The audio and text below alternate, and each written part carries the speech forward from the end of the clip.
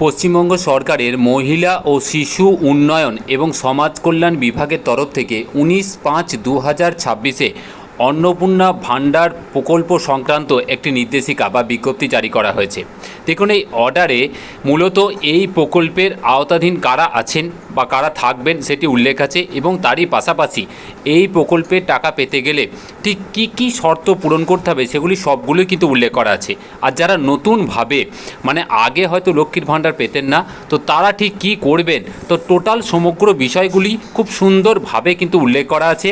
আমি অর্ডার কপির সম্পূর্ণ বাংলা অনুবাদ করে দিয়েছি। আপনাদের কাছে রিকোয়েস্ট, অবশ্যই ডেসক্রিপশন বক্স থেকে যে লিঙ্কটা দেওয়া থাকবে সেখানে সরাসরি ক্লিক করে এই অর্ডার কপিটা ডাউনলোড করে নিতে পারেন। তো চলুন প্রথমেই আমি দেখি যে অর্ডার কপিতে কি বলেছে। দেখুন, এই অর্ডার কপির একটা মেমো নাম্বার উপরে দেওয়া আছে, যার নাম্বার হচ্ছে 2411 এবং তারিখ হচ্ছে 19/5/2026।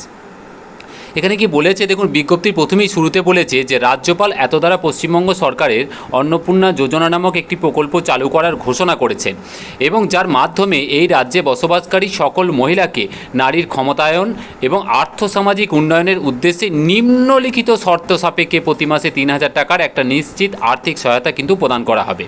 তো 3,000 টাকা পেতে গেলে মোটামুটি কী শর্ত পূরণ করতে হবে এখানে কিন্তু পরিষ্কার করে উল্লেখ করা আছে। দেখুন, প্রথম শর্ত কি না, 3,000 টাকা পেতে গেলে অন্নপূর্ণা ভাণ্ডারে অবশ্যই আপনার বয়স কিন্তু 25 থেকে 60 বছরের মধ্যে হতে হবে। তাহলে 25 থেকে 60 বছর বয়সী যে কোনো মহিলা কিন্তু এই অন্নপূর্ণা ভাণ্ডারের বা প্রকল্পের সুবিধা কিন্তু পাবেন। তারপরে কি দেখুন, তারপরে স্পষ্টতই উল্লেখ করছে যে তিনি যিনি অন্নপূর্ণা ভাণ্ডার পাবেন সেই মহিলা তিনি যেন কেন্দ্র বা এই রাজ্য সরকারের অধীনে কোনো স্থায়ী সরকারি চাকরিতে যেন কর্মরত না থাকেন, কোনো সংবিধিবদ্ধ সংস্থা, সরকারি উদ্যোগ, পঞ্চায়েত, পৌরসভা, স্থানীয় সংস্থায় কোনো রকম নিয়মিত বেতন বা পেনশন যেন তিনি না পান, অথবা এই রাজ্য সরকারের সাহায্যপ্রাপ্ত শিক্ষা প্রতিষ্ঠানে শিক্ষক বা অশিক্ষক পদেও তিনি যেন নিযুক্ত না হন। এক কথায় বলতে গেলে কোনো রকম সরকারি চাকরি এবং পেনশন যদি আপনি পেয়ে থাকেন তাহলে কিন্তু এই যে অন্নপূর্ণা ভাণ্ডারের বা অন্নপূর্ণা প্রকল্পের যে সুবিধা সেটি কিন্তু আপনি পাবেন না বা আবেদন করতে পারবেন না। তারপরে দেখুন কি বলেছে না, তিনি যেন কোনো আয়কর দিচ্ছেন না, আইটিআর ফাইলে আমরা দেখি অনেকের ক্ষেত্রে ট্যাক্স পড়ে, তো সেই ট্যাক্সটা যেন আপনি দিচ্ছেন না সেটাকে আপনাকে অ্যাসিওর করতে হবে, নিশ্চিত করতে হবে। তারপরে দেখুন কি বলেছে না, নির্ধারিত মাসিক এই যে 3,000 টাকার সহায়তা সেটা কিন্তু 1 জুন 2026 থেকে ডাইরেক্ট বেনিফিশিয়ারি ট্রান্সফার যেটাকে একদম ডিবিটি বলছে, সেই ডিবিটির মাধ্যমে সরাসরি ব্যাংক অ্যাকাউন্টে কিন্তু ক্রেডিট হয়ে যাবে। যারা এই প্রকল্পের সুবিধা পাবেন 1 জুন থেকে অ্যাকাউন্টে কিন্তু সরাসরি টাকাটা ঢুকে যাবে। এবার দেখুন, বিশেষত একটা জিনিস এখানে উল্লেখ করেছে কি না, লক্ষ্মীর ভাণ্ডার প্রকল্পের যে সমস্ত বিদ্যমান যে সমস্ত সুবিধাভোগী বেনিফিশিয়ারি যারা আছেন, যারা লক্ষ্মীর ভাণ্ডারের সুবিধা পাচ্ছেন, তারা অটোমেটিক্যালি কী হবে না, অন্নপূর্ণা যোজনায় কিন্তু স্থানান্তরিত হয়ে যাবেন।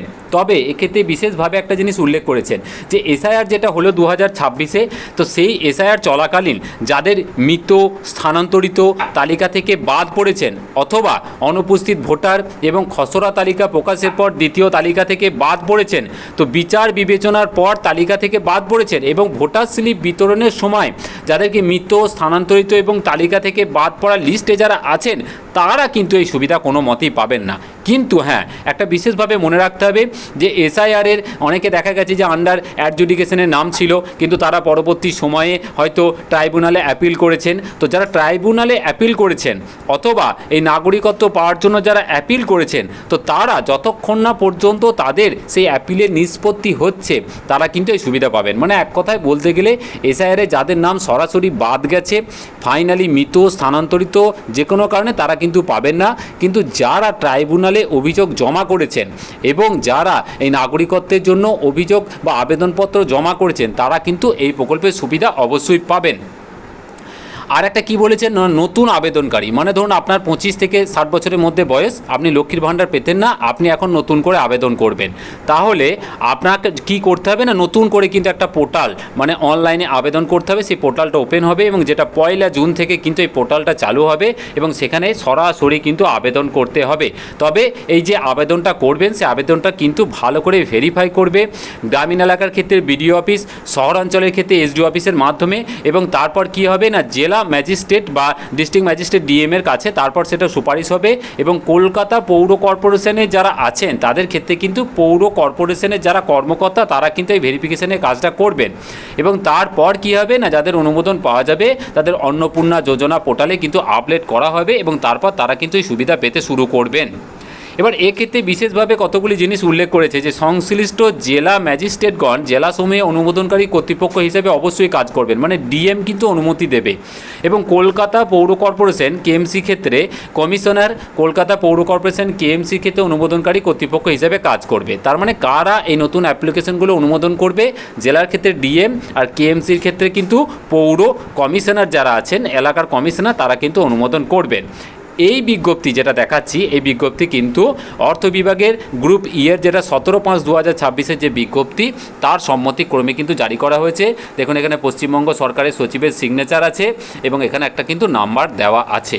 তো মোটামুটি অন্নপূর্ণা ভাণ্ডারের সুবিধা কারা পাবেন তার অফিসিয়াল বিজ্ঞপ্তি দিয়ে কিন্তু জানানো হয়ে গেল।